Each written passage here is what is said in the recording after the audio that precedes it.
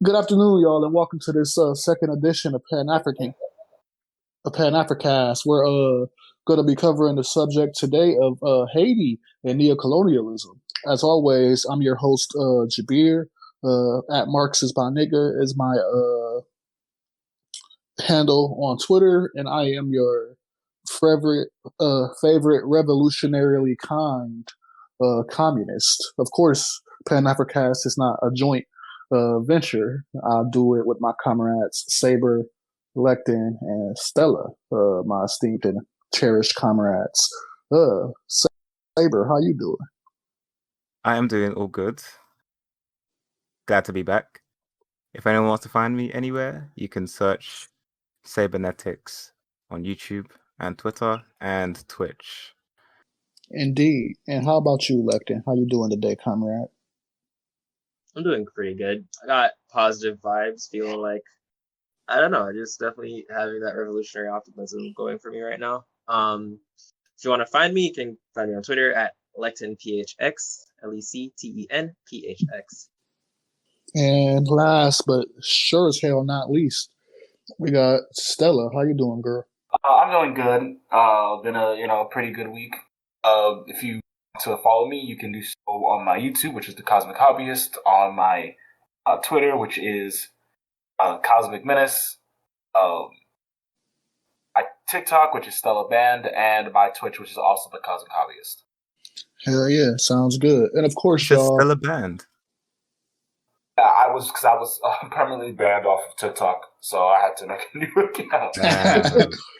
Yeah, y'all don't have to worry about it, y'all. Of course, all the links, all the pages referenced here will be in the description of the YouTube video, so y'all can just check there. Y'all don't got to go off memory or anything like that. So, without further ado, let's get started. Did you want to give us a quick rundown on what it is we'll be covering today, Saber, as well as give your initial thoughts?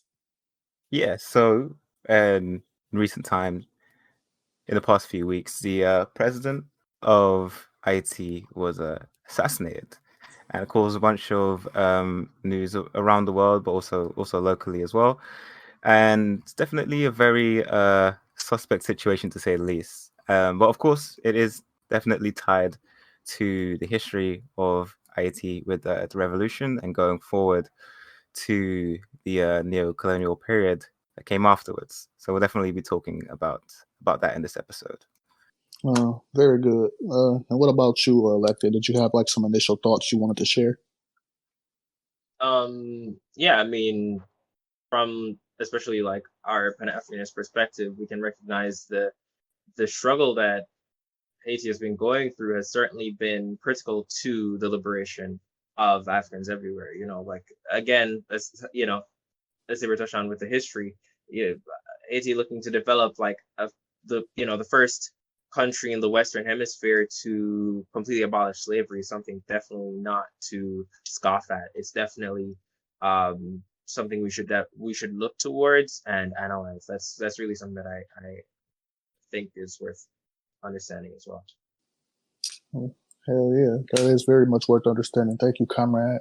And how about you, Stella? What were your initial thoughts on the subject of Haiti, neocolonialism, and recent events? My initial thoughts in far between. Ones that for the thoughts that are there, I definitely think that this is gonna be like it definitely feels like kind of how like I said that like Haiti very much feels like the kind of almost like the center, if you could even call it the center. But like it seems like whatever does happen in Haiti has a kind of a ripple effect everywhere else, and that was centuries and decades ago. That's true that it is for today. So keeping our eyes kind of like focused on this and watching that go along, we're gonna definitely see the ramifications that it has for other African diasporas, both in the Caribbean and the continental United States and in the motherland. It makes a lot of sense to me. So, one of the things that has been popping up in commentary on recent events in Haiti with the assassination of their president, who, as of the time of this recording, I believe was buried today, actually. Yeah, they were buried today. What you're seeing is a lot of folks who feel the end justify the means when it comes to this kind of imperialist aggression.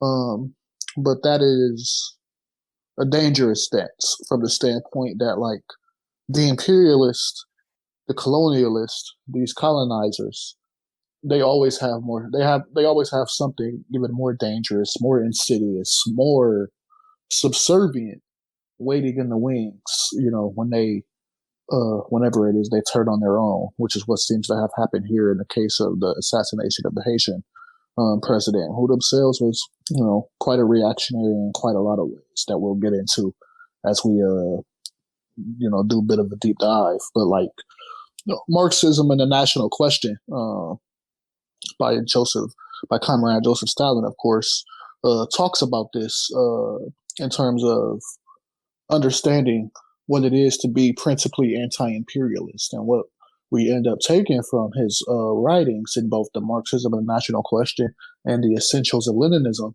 chapter 7 on the subject of the National Question. I think it's chapter 6 or 7, one of those two. It's very clear that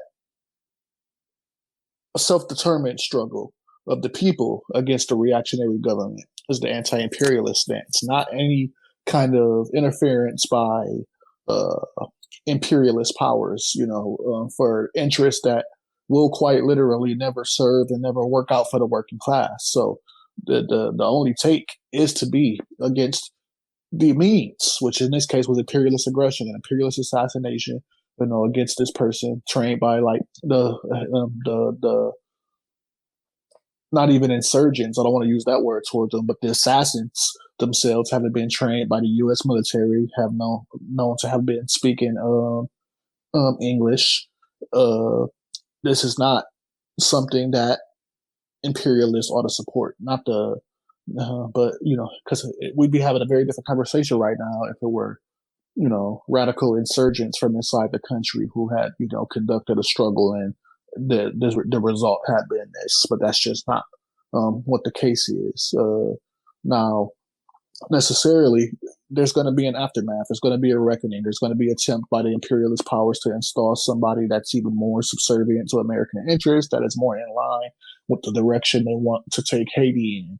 And that has disastrous effects for her peoples. So we have to always understand that imperialists don't do these things in our interest. They sure as hell don't care about any repression, any opportunism on the behalf of reactionaries like the now deceased former president. But that doesn't mean we should, because they work against the interest of our people, be okay with like imperialists coming into the country and killing such folks. So like that's my kind of initial thoughts on this.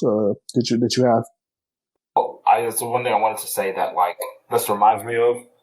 There's a documentary that kind of talks about like years, like a year or two leading up to, and then like after like the Iraq invasion.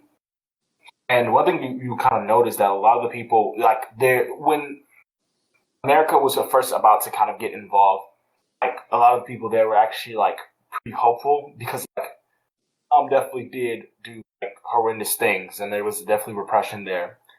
Like what I think was very like telling was that like they was this kind of understanding, of this kind of belief that, oh well, America comes in, or someone else like the sort of thing, like someone comes in to kind of almost save the people, because like it felt like it was impossible to get under that boot, just for everything that happens afterwards be worse than like we're ever to expect. And that's one thing they kind of like talk about, how it's just like, they're not, they didn't have any love for Saddam, but like their life afterwards has changed so drastically that like it was hard to ever say that was like a better solution.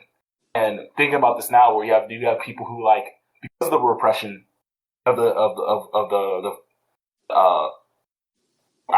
former Haitian president at this point, I think a lot of people kind of like in the interim felt like a sort of relief, like, oh, finally, like the was dead.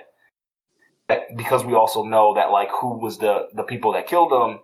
This is a step into something probably more chaotic, more violent, and just kind of like worse in every situation. And the thing is, like, this is a pattern that just repeats itself. And I just want to kind of give that sort of like more recent like time that it happened, because I know that's still like that's, even though it's not too fresh in people's minds, that's still something people can look back and remember that this has happened before. Yeah, and I think it's important to note the various examples that you have just given. But one thing that is interesting to discover is that when you look into Haiti's history, even like post revolution in 1804, you can essentially see the what would become the sort of neo-colonialism that someone like Kwame Nkrumah has spoken about in his book of the same name. And you can see this kind of develop over time. And I suppose like sometimes it seems to have followed this kind of model whereby like they or the sort of imperialists prop up someone who may be may essentially trick the people into thinking that they're for their interests. It could be someone who's also African, also black, but in other situations, it seems like they've been far more mask off. And I suppose the best example of that is the occupation that took place in the U.S. occupation that took place in 1915, and once they sort of came in, once the U.S. came in, within a few months, I believe, or certainly just under a year, they had essentially full control over the economy, but also the political system, in the sense that like they had full veto power in regards to anything that was going on in the political space. So that's like total control and domination. And of course, like at every stage, which is something that we'll note when we look at these various examples, is that there is a certain like tenacity to the masses, whereby they just won't really sit. They definitely do not like sit by and just allow this to happen. You can see constant struggles from the people. And in regards to this particular example, about 5 years after the occupation, in around 1920, and I believe this was the second of two wars known as the Cacao Wars. The masses essentially allied with a bunch of the peasantry and stuff like that, and rose up against the imperialists coming in from the outside and stuff like that. And as a result, they turned around and ended up killing tens of thousands of the population of the Haitians that were there, which was very, very tragic. And I suppose it's just one example of the uprisings that took place and the constant siege, I guess, that the Haitians have had to undergo for the past few centuries, and even going all the way back to 1492 when Spain landed, whereby almost the entire indigenous population that were there were wiped out within the span of a few decades. And I suppose that was really like the beginning of the half millennia siege that has been bestowed upon this land, and of course the entire so-called Americas, as well as the entire African continent, and essentially anywhere where you find indigenous peoples. Yeah, and that's like another, that's why it ends up being so central, right, to everything, because another thing that we can look at with regard to the replacement of, or what I expect to be the replacement of this neocolonial stooge with another, is that this, of course, is not a new element to this empire. It's not a new element to the way in which it chooses to function. As a matter of fact, this specific idea of replacing one leader with the next to maintain, for the purposes of maintaining chaos, was developed throughout the why am I blanking on it? Was developed through the form of the Phoenix program, wherein the goal was to simply work with someone, and then whenever you found it opportune, you would kill them. Right? There's never really anyone that chooses to work with the imperialists that are in any way, shape, or form safe. They are all going to at some point they are all expendable, and at some point are going to be killed for the purposes of imperialism whenever the imperialists choose to do so. So like this person being killed here as well is just another element of why this person being killed here, with all of the other elements of the neo-colonial forces continuing to exist in Haiti is why we can understand it to be something that we should look at and apply to the rest of the region. It makes a lot of sense. So, would you like to give a little background as to what led up to this assassination, and maybe talk to the people a little bit about who they were and how Jovenel Moïse came to power? All right. Yeah. Okay. Yeah. So Jovenel Moïse was at the time of his assassination was ruling by decree, right? He was entirely terrorizing his country, essentially and his form of quote unquote rule was what is described as Neo-Devalier style rule, where he had both the bourgeois state, the police state attacking people as vestiges of the neo-colonial empire, but also armed gangs that were also dedicated to terrorizing the people. Of course, all of the funding and arms and everything for all of this was coming directly from places like the U.S., so that all of this unrest could be maintained. He had been ruling by decree since last year, since 2020. And he should have not been in power by, I believe it was January 7th of this year. But the U.S. government decided that Joe Biden decided, he's going to stay until next year. Of course, a lot of that had been challenged, and there was going to be a referendum actually held a couple months from now. And this was when they decided to kill him. In this current political moment, where we can understand that for months upon months, I believe even years, you had many people in the streets constantly protesting this person, constantly doing very peaceful forms of action against this president, and to some degree getting some nominal changes occurring within the country via the means that they have at hand. And then out of nowhere, essentially having this potential win being swiped from them via this assassination, right? So we can understand that this person and all the apparatus that exists around them was effectively manufactured in such a way that he didn't truly have complete control over it. So when they kill him, they can easily replace him. And all of the actions that had been done up to this point obviously aren't useless, but a lot of it had been used in a very specific direction, and now it needs to be refocused, or it needs to be recentered, because there's going to be a new, quote unquote, primary enemy or primary target. And that was the primary reason why they ended up killing him, because of course, who he was, the way that he ruled, and the way that he got into the position that he is. So that's really all of the contradictions that led to this decision by the imperialists. Right. So just to give a little bit more background, y'all. So there were legislative elections scheduled in October 2019. And there was also to be a referendum for a new constitution. But those were delayed until September of this year. And that is what resulted in, is it Moïse? You pronounce it Moïse?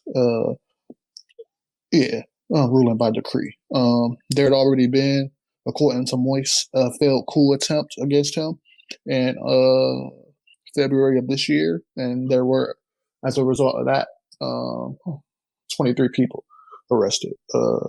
Supposedly now, they've arrested 20 of the 25 attackers and the actual successful, or 20 of the 28 supposed foreign mercenaries who were in on this attack. And they're currently still conducting a manhunt for those who are at large. During his presidency, he cycled through something like 7 prime ministers. There were, and the most recent one was not yet confirmed. It looks like that was Ariel Henry, who was meant to be the prime minister, and now they're acting president of Haiti. So that person hadn't been confirmed. It's interesting to note that Moïse only came to power in the first place. It looks like as the result of what was already an illegitimate election. Marco Martelli was constitutionally barred from seeking re-election, and so ended up choosing Moïse as his successor. And it seems to be the case that Martelli themselves was, in a lot of ways, ruling by proxy, kind of similar to what we hear about whenever Putin has to leave power and for a few years in Russia. So that's not something I had known until I had done a little research. And if y'all know more about that, y'all can give more details. But yeah, that's just a little bit more background information on how Moise came to power and exactly what like the apparatuses were in place that allowed this to happen in the first place. There was according to the official results of that initial election, he'd received about 33% of ballots in the first round, but that was well short of what majority would be required to avoid a runoff. And so Hude Celestin had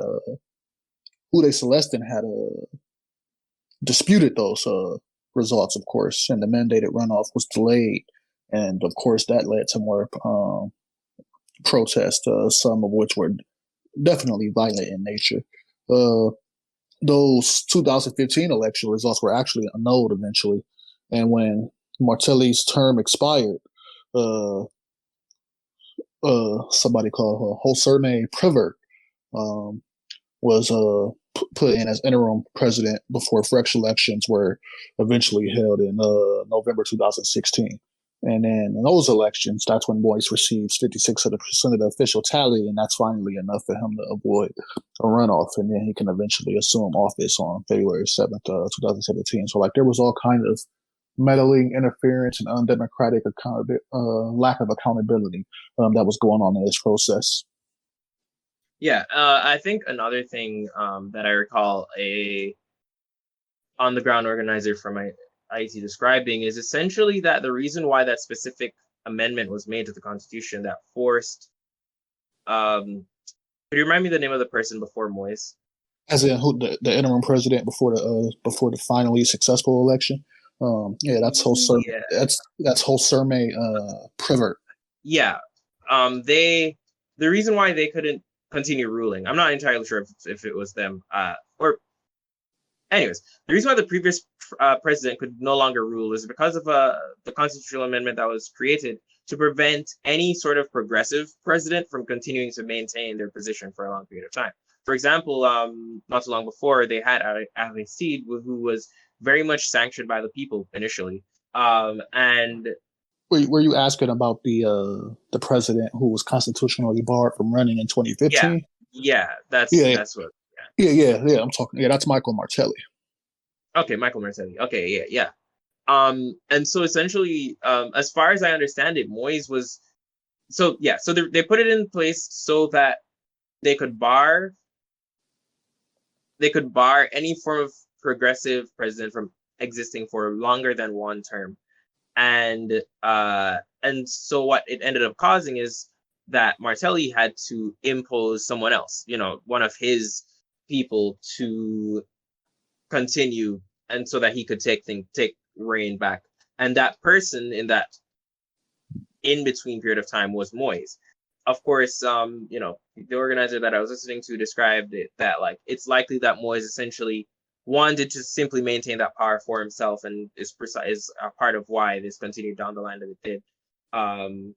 There is speculation that there are elements within the bourgeois class in Haiti, as per usual, that were not necessarily happy with the ways that things are going on from Moïse as well. So I say all of that just to say that there is that part of it too, where the reason why Moïse was even in power in the first place was because he was also meant to just be like a halfway person for someone else to be in the position of power. It's a lot to dissect and understand, even just within the past imperialists are playing like this violent and murderous game of musical chairs with the presidency of this country, and like that's totally meant to contribute to like destabilizing the country, and like at the same time asserting imperialist control. So like even this instability is to the interest of these imperialists from a certain perspective. Did you want to weigh in, Saber? Yeah, I do also want to shine some light on the on the people's reaction as well, because they are definitely fed up of what's going on now, and of course that is essentially by the history, as we were kind of going into before, and you know, I do want to also just highlight the conditions that they are especially living under right now, because it kind of does highlight why they would be so frustrated.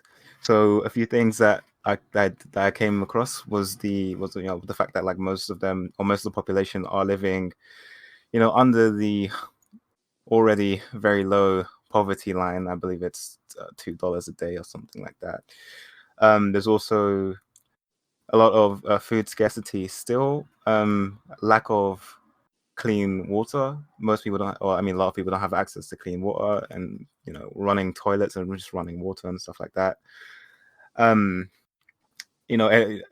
education system is also very hard, very difficult to navigate through.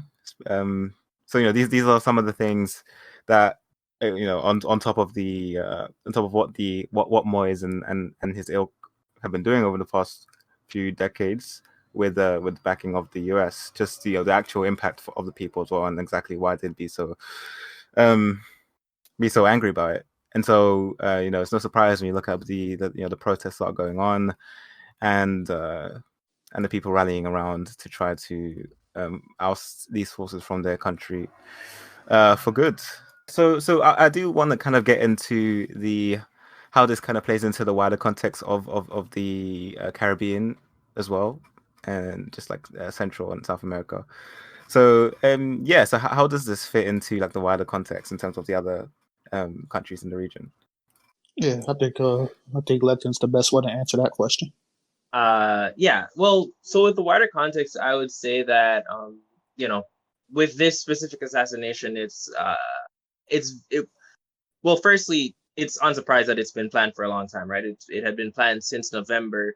There was evidence found that there are PMCs that were training in Florida to carry out this assassination. And of course, it's definitely no coincidence that around the same time that this assassination happened, we see an imperialist attack upon Cuba. At the same time, there were a lot of suspect things that occurred in the news in Jamaica as well, but it's not necessarily as big of a deal. But for example, our prime minister got appointed to the Privy Council in the UK. He's very conservative, so whenever a prime minister gets appointed to the Privy Council, it generally means that like their politics are something that is going to be even further expanded upon within the country that they're from. So like that just means just so that kind of signals towards even more conservatism. You also have in this particular political moment Barbados deciding that they are going to distance themselves from the US, and also distance themselves from the UK, from the crown, in the same way that Jamaica still has like a governor general and still has its highest court in the UK. They're distancing themselves.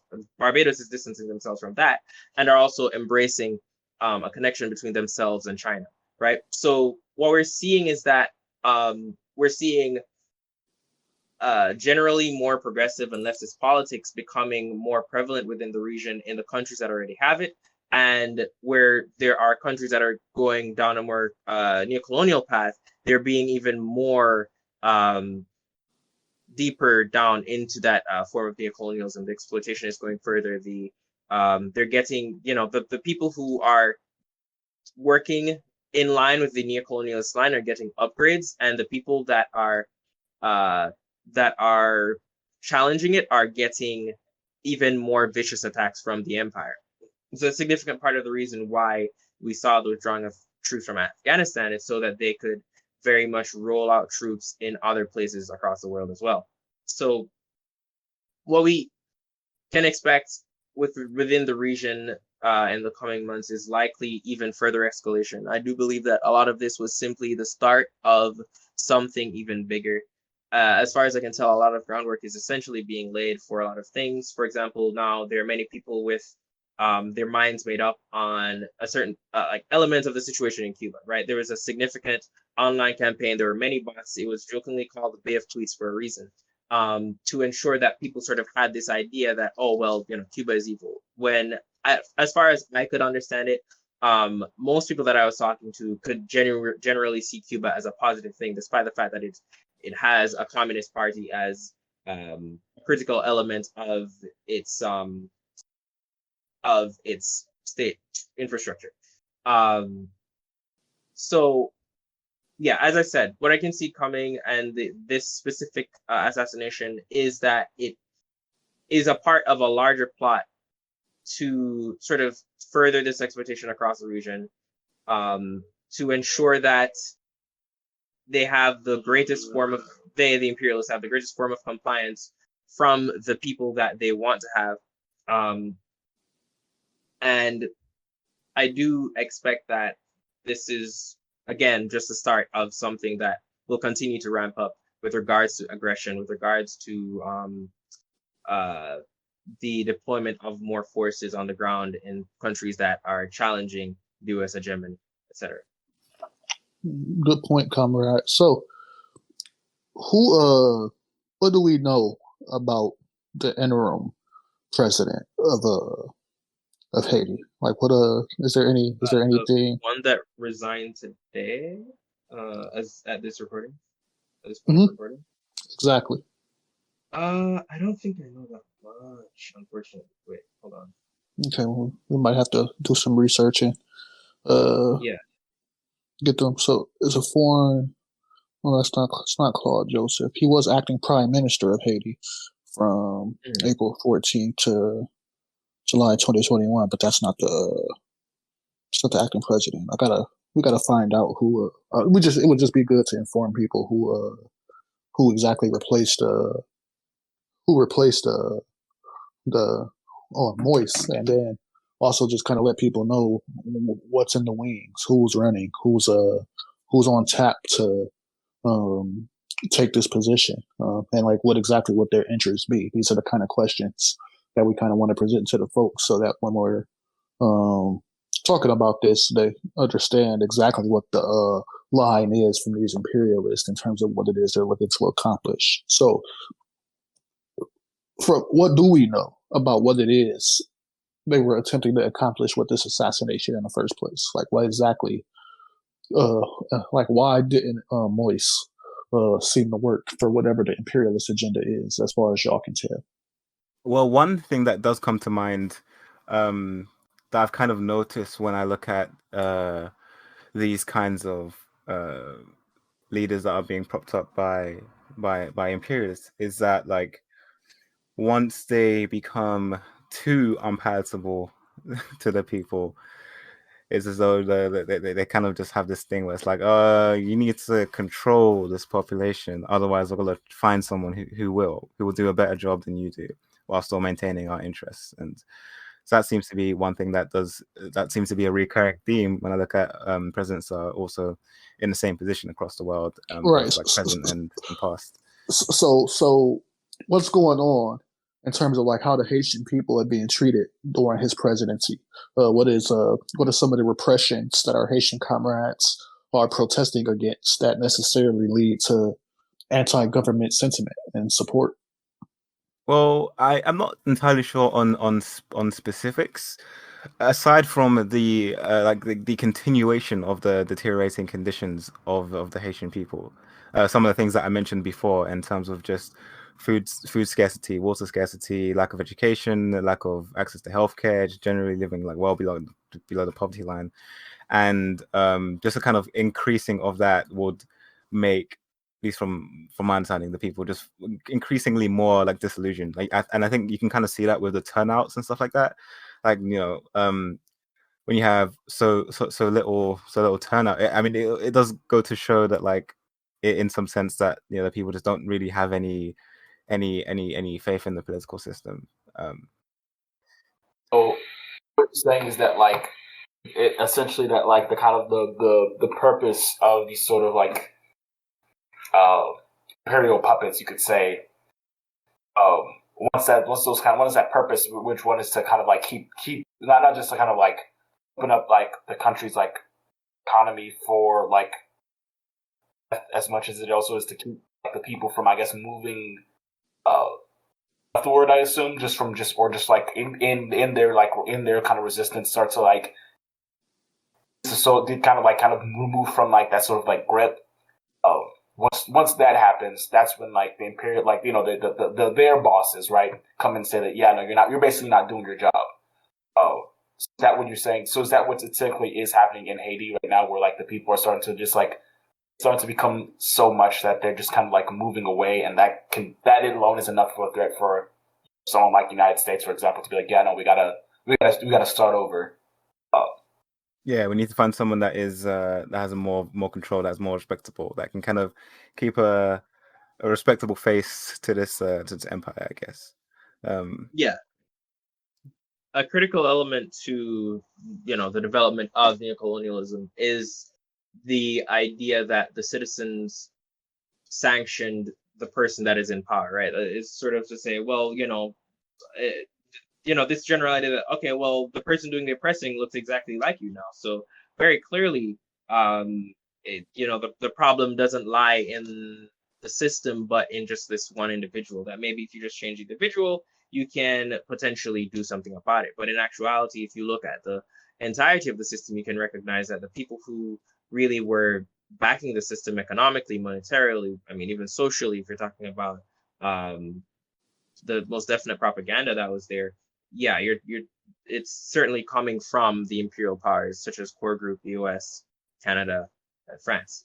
And to kind of also get into some of the things that Haitians were experiencing, as far as I could tell, I mean, it was terrifying. I mean, you're talking about people going into churches just to shoot people. You're talking about just some gangs deciding to go down roads and just like shoot people randomly, kidnappings, just some of the most heinous things that you can find from Haitians on the ground trying to just get some attention out there. I'm gonna try to see if we can get some links in the show notes to some sources on Twitter that y'all can follow that try to at least put some information on what it's like to be there. But it's just straight terror. Like um that's really what this neo-colonial puppet had been doing to these people for a very long time. Shit, thank you for sharing that, comrade. So, like, in terms of prospects for going forward from an anti-imperialist lens, what seems to be the correct course of action in terms of like what we ought to be doing in response to this kind of situation? Like, what is the Pan-African perspective on going forward on this, as far as y'all understand? What do you think, Saber?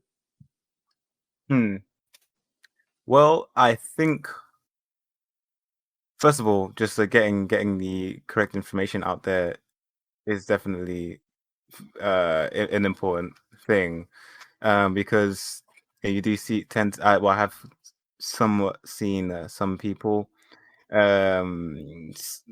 celebrate this assassination. I mean, people that would, the so-called progressives that just don't understand like the wider context as to why it was on, who was the perpetrator, stuff like that. So I feel like first of all, just trying to share some knowledge as much as possible is also, I mean, it's what's going to be very important first and foremost, because if we don't have that shared understanding, then we're essentially just having different conversations. Another thing too is to, again, similar to what I've seen happen with the sort of anti-Cuba takes, I guess it's just to just not buy into that and to push back against that and the inevitable that will kind of, I mean, it, in the sense of like people unintentionally like holding or the sort of spouting like a sort of imperialist propaganda in regards to various countries and what's going on, why it's going on, and how it's affecting the people, what the people actually want and stuff like that. So keeping our ear to the ground, definitely going to be important.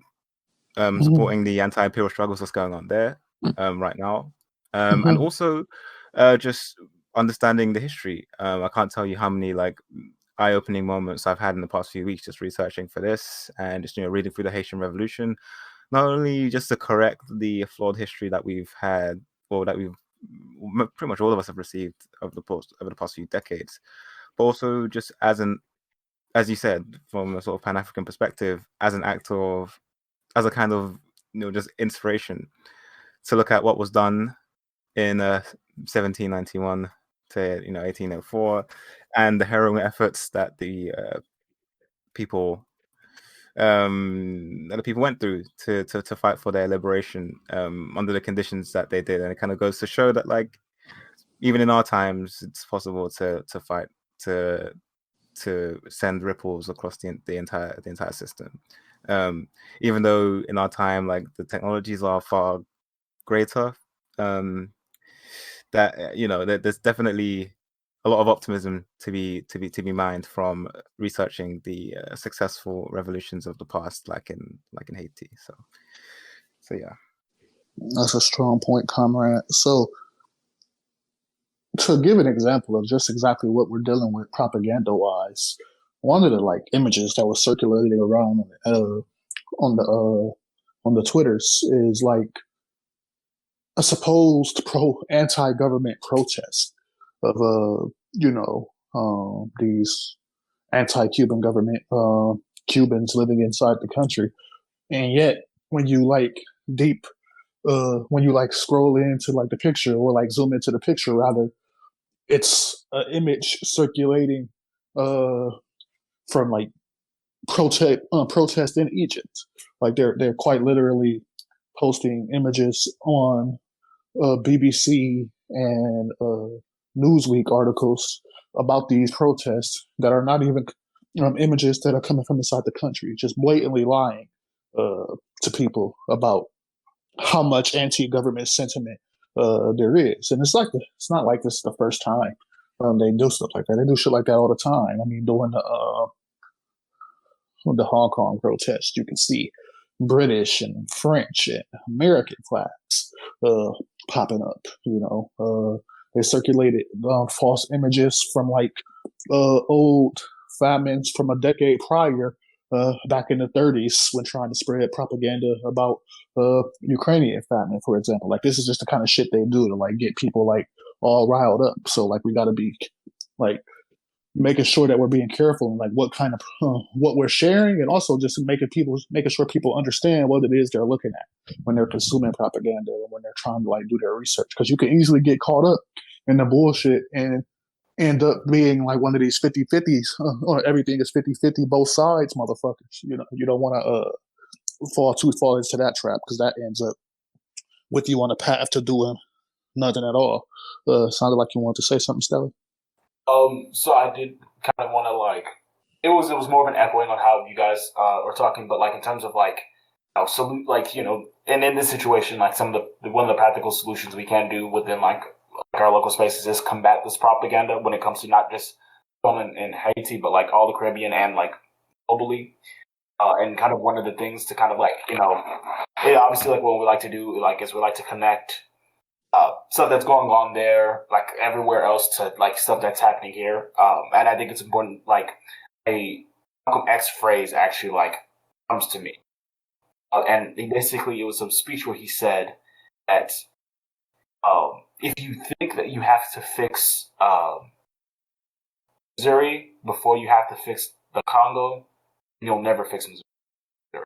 And essentially saying that like, when we kind of understand the connect, like, part of understanding like how to fight against propaganda that we'll get, where it's just like straight up like doctored images, like you'll have fucking like who are like really anti-communist or who are really anti-black just start to promote these things because it's something that just it's so common within our understanding of like when we see these countries we think, oh, these are authoritarian, these are evil, these are da-da-da-da, and different from us, America, who's this bastion of liberty and freedom. Part of like focusing on that propaganda is kind of going back, kind of going back into that connectedness. How it's like we're all in that same struggle, and whatever like contradictions that do exist within those countries, whatever, like you have to think, like you have to kind of like take it, like you don't have to like ask them like two steps forward, right? So like if they bring up issues within the government that's like, oh, this is so evil, so a problem, you ask themselves, okay, so then what would the plan? You hear that because it's simple. Like once you start to break down, so what is the plan? Or something like easy to do, like to say, so what do you suppose is the solution? Typically, it's not going to get that far. And then when you go after that, you say, okay, so say this government collapses. What happens afterwards? Who gets replaced? Who it's over. How does that help? Like you have to get them to think, like, if they're really, because like some folks, you know, you can and you can probably figure out who the like actual feds are.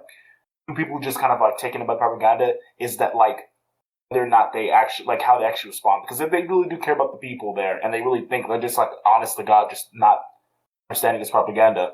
Once you start to get them to think on the lines of, wait a minute, how does these things actually work? Like from outside of the moralizing, oh, this country is repressive because it's not the United States or it's not Europe, without actually figuring out, okay, well, what it actually is the method and who's actually tied to that. And obviously, when you can bring it back, tying it back to the, you know, it's United States imperialism, that'll be even better. But I think like in terms of like what the practical applications there is just it really is fighting against the propaganda and like connecting that solidarity from where you are locally to international places. And I also think that, like, considering the time that we're in and the speed at which information travels, is one thing to keep an eye on is the memes as well, because it seems like that is something that can just spread so quickly. And like, I don't know, I've seen a bunch of like terrible memes that get spread around that have just, you know, it's like incorrect information in it, but because it's a meme, because it's funny, quotes, it's something. It takes the world, or I guess cyber world, by storm, and by that point, it's already become like the truth. I mean, like, you know, the truth of the situation. Well, it's the kind of thing where it becomes like it kind of replaces the need for like critical thought, because like what it does is it'll play on like whatever like ideas and stereotypes people already have, and they start to reaffirm that. That's just something that's definitely like the solutions there. I don't know if like there seems to be like counter memes, or but like definitely like that sort of way in which like it's very easy to assumingly start to just like, oh yeah, this is a funny thing, haha, and then like click, and then it's everywhere. Right. A few months later, it's like, okay, well, you know, we're sending troops down there. It's already implanted in your brain. Yeah. And specifically, I don't know if you know that meme about how like communist memes always have too many words in it. That's a part of that's a part of the problem that we're facing, is because we're talking about needing to entirely change someone's perspective in the course of just like a couple words and a couple images. It's definitely going to take significantly more than that to really push for a change. Whereas, you know, reactionary forces have the entirety of, you know, the schooling system, the media, like, you know, news broadcasters, Twitch streamers, behind them. So like, you know, a simple meme becomes like so much more powerful by all of that. So, you know, we're going to have to be very clever in the way that we kind of try to also play off of existing feelings that we can gather from the masses, and then play to that, but of course do so in a clever and sharp but to the point fashion. One of the things that makes it even more difficult is when when I kind of observe memes that become like very, very like meta. For example, it's like a meme within a meme within a meme, to the point where you can just put like one emoji and it just invokes an entire like series of things. It becomes so embedded that like unraveling that, and even just understanding what the hell it actually even means is also a struggle in and of itself. And like it gets to the point where like once those memes kind of percolate, it's almost like an in-group type thing where it's like, oh, I know what this meme means. Like, yeah, I know exactly what this means. And so, I guess we definitely need to factor in like what kinds of memes are percolating through society, whether it's on or offline, whether it's the kinds of memes in terms of the images with the texts and the gifs, or whether it's just a word or a phrase. These ideas live on in many forms, and you know, as that becomes, you know, this seems to be our like historical moment, so to speak. So like factoring that in to our understanding of the world, especially considering how like more digitized the world is becoming, that should be like a far more important aspect of our understanding of space and cyberspace. So hopefully we can do that more going forward. Absolutely. I think with that, we can wrap up. So that they got going on, or maybe an account that's like giving good coverage on this. I would recommend the Black Jacobins. Honestly, that would be my recommendation for this week. Definitely go ahead and read that, or incorporate it into your next book club or something, or release a summary or reviews of people talking about it. Because even just understanding it from the perspective of I'd recommend actually the EFF, the political party in South America. I'm sorry, South Africa. Did a really good summary of it. I will put it in the show notes. It's about an hour long, just over an hour, and the person hosting it definitely goes through each chapter and breaks down the most poignant parts of it too. And of course, from there you can go on to do a deeper dive as well, because it's very fascinating history, and it puts a lot of the current history in terms of the history of the transatlantic slave trade in general, and yeah, overall fantastic book. Definitely a required reading for understanding the position of Africans across the world. Nice. The name is slipping me now, but there's an account that I've been following on Twitter that is really good on issues regarding Cuba. So I will find that account and make sure that makes it to the description and the show notes as well. So y'all be looking out for that. Give them a follow. They had a lot of good information on specifically what Cuba's relationship with the USSR was like that y'all might be interested in. Let me see if that is in. I got to see if I can come across that. But like I said, if I find it, I will definitely get that to y'all, because it's very important to boost people who are out here giving good information about what's going on with these anti-imperial struggles. So yeah, with that, y'all, we're gonna wrap up. It's been real. Until next time, solidarity always, comrades. We love y'all, and we're ready for revolution. Y'all take care.